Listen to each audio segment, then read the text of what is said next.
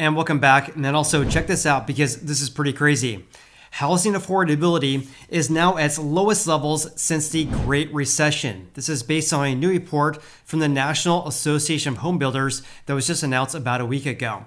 I'm going to be sharing that report with you guys in today's video, but I'm also going to be more focusing on brand new home sales and new home construction and what we're seeing right now across the United States. This is because home buyers looking to buy a brand new home are really being impacted by rising mortgage rates. So I'm going to share an example regarding that with you guys here in just a little bit. But I'm also going to be sharing a new survey that was conducted by John Burns Real Estate Consulting. This was posted by the director of research for that company here.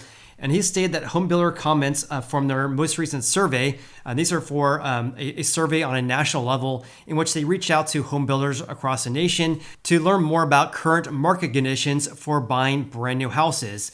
And as he says right here, the responses from the survey was about as negative as I have seen to date. So in today's video, I'll share those comments from home builders across the nation here, but I'm also going to be sharing a new update from my neck of the woods, which is the greater Sacramento area, regarding new home sales in my region here. So I'm also going to be sharing this report in today's video in case you guys are interested in that as well. So let's go ahead and dive right in. I have a lot to share, to say the least. So again, this is from the National Association of Home Builders, or the NAHB, and they said rising mortgage rates, high inflation, and supply chain disruptions, and elevated home prices, of course, cause housing affordability to fall yet again, now down to its lowest levels since the Great Recession for the third quarter of 2022. According to this new report right here, just 42.2% of new and existing houses that sold between the beginning of July until the end of September were affordable to families earning the U.S. median income of $90,000 per year. This marks the second consecutive record low for housing affordability in more than a decade in the U.S. So approximately 42.2% of new and existing houses that were sold in the third quarter were deemed affordable for families earning the median income of $90,000 per year. And this is actually down from 42.8% in the second quarter. Now, I've been talking about this lack of housing affordability in the US for quite some time now because we've been seeing rapid rises in rates, but not giant decreases in home prices. Home prices are down about 7 to 8% since May or June of this year. But in contrast, rates have more than doubled since January 1st of this year. So I want to share an example with you guys regarding people looking to buy a brand new home 12 months ago versus right now. So the median sold price for a brand new house, for a brand new single family house, I should say, 1 year ago was $413,200. Also 1 year ago, rates were at 3.23%. That would mean your principal and interest payment, or your P&I payment, would be $1,435 per month. That's to buy a new single-family home 12 months ago. Fast forward to today, though, take a look at this. The median sold price, which, by the way, this is for September. October's stats have not been released at the time of this video. Anyways, the median sold price for a brand new single-family home right now, or at least as of the end of September, is $470,600. And at the time of this video, rates are around 6.6%. That would mean your housing payment would be $2,416.87. In other words, that's $982 more per month to buy a median price home today versus 1 year ago.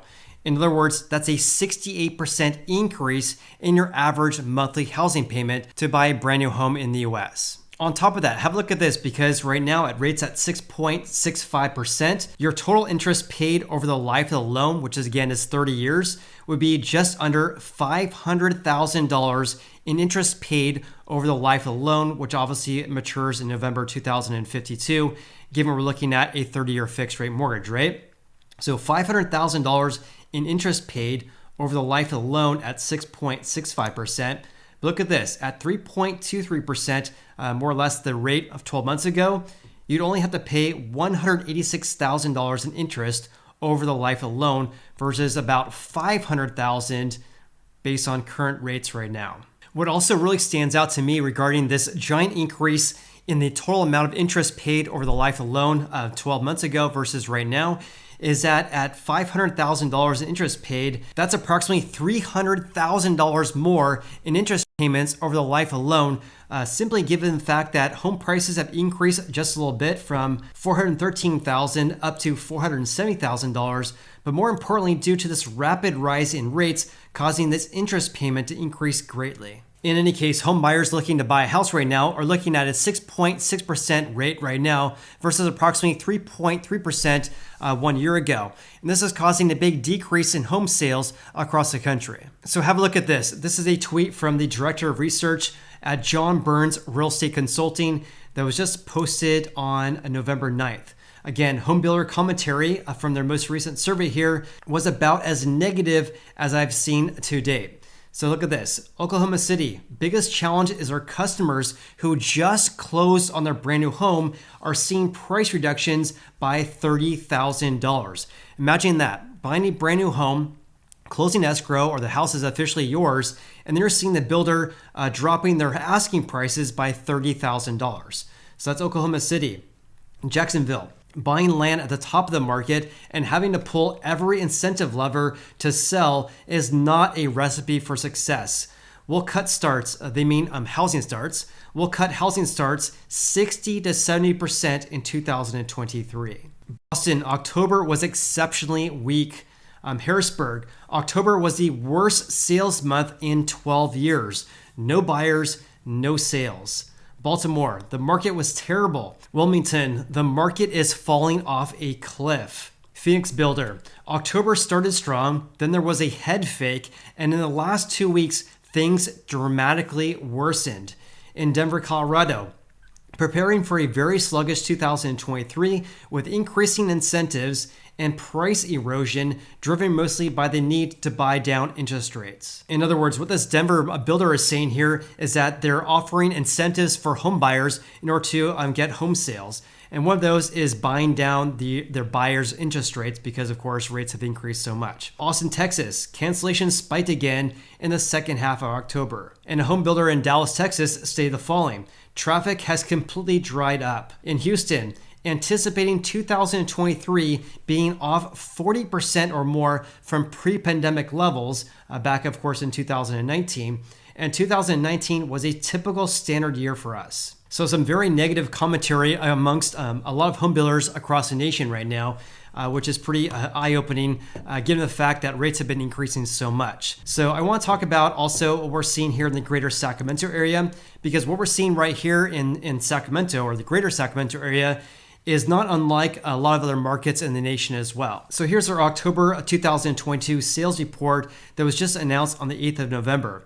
And I have to kind of laugh at some of these commentary here, but I just want to read it to you guys. It says the new home market in the greater Sacramento region appears to have settled into a slower but more steady pace as home buyers continue to adjust to significantly higher mortgage rates. I have a lot to share regarding their quote here regarding we have a more steady pace here in just a little bit, so stay tuned for that. These are challenging times for housing as many prospective buyers are having to adjust to the rapid run-up in mortgage rates this year, of course, as the Fed increases the federal funds rate. I would say, or I would counter the president here and say that home builders should be the ones who should be adjusting to rapid rising mortgage rates, and not home buyers, for example. As I stated here in my example, it's taken approximately $982 more per month to buy a median price brand new home today versus 12 months ago. So that's kind of a given fact. I would say that home builders should be the ones that should be adjusting to a slowing housing market. And the Building Industry Association's president and CEO also stated the following: but there are still buyers who want to buy a new home for all the advantages of owning a new home in our region provides, and who recognize, as the old saying goes, that you buy a home, but you rent the mortgage. There are families willing to pay 7% for a mortgage today because they expect to refinance in a few years if inflation is curbed and rates retreat. My counter to him regarding this is that there's no guarantees that a homeowner is going to be able to refinance in a few years.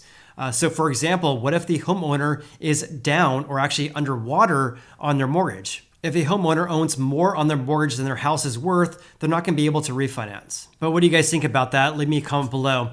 I would say that, you are kind of renting your mortgage, but if you're really banking on the fact that you want to refinance, or actually you need to refinance in a few years, that's very risky in my opinion because you could be underwater in your mortgage or you could lose your job, for example.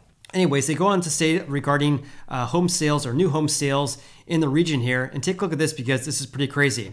It says, note on the graphic below, Sutter County reported -4 home sales for October. This is due to more previous transactions being canceled than new home sales reported during the month. In other words, if they had 50 home sales for the month, yet 54 canceled their contract, that'd be -4 home sales for the month. And also have a look at this. These are October new home sales from 2012 all the way until 2022.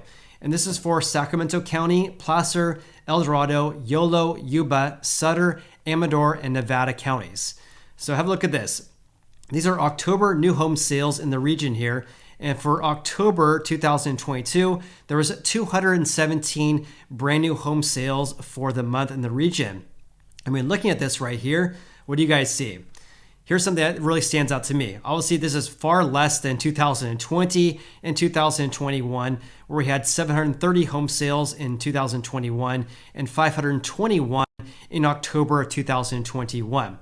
But at 217 for this October, this is the lowest levels since October of 2014 when there was 196 home sales. So when this report is talking about that home sales are a more steady pace, I'm kind of scratching my head regarding that because the current sales pace right now is at its lowest pace since October 2014. On top of that, have a look at this. These are brand new home sales in the Sacramento region ever since April. So I have 2021 and 2022, and I have year-over-year differences right here by dollar amount here and also by percentage. So right now in October, we again had 217 brand new home sales, which agrees right here. 1 year ago, it was 521. So by my math, that's a 58% decrease in the number of home sales on a year-over-year basis. Now, of course, part of the reason why we're seeing this big decrease in home sales for October was because mortgage rates increased. And according to Fannie Mae for October, average rates were at 6.90% for October, and in September it was 6.11%. So when looking at home sales this year compared to last year, for April through October of this year, we're actually down 51% in the number of home sales on a year-over-year basis. So in other words, we're down by over 2,000 home sales from April 2021. So I'm going back to their quote here saying that we have settled into a slower but more steady sales pace. I'm kind of scratching my head regarding that because unless we're talking about year-over-year changes from September, which is down 57% on a year-over-year basis and now down by 58%, that'd be more steady. But still on a year-over-year basis, we're still down almost 60% in the number of home sales in the region. And regarding October's new home sales, the current levels we have right now are the lowest levels in 8 years. And lastly, one more thing I also want to report to you guys is that lumber commodity prices have been decreasing. So right now, lumber commodity prices are basically more or less $455 right now. Year to date, they're actually down by 61.37%.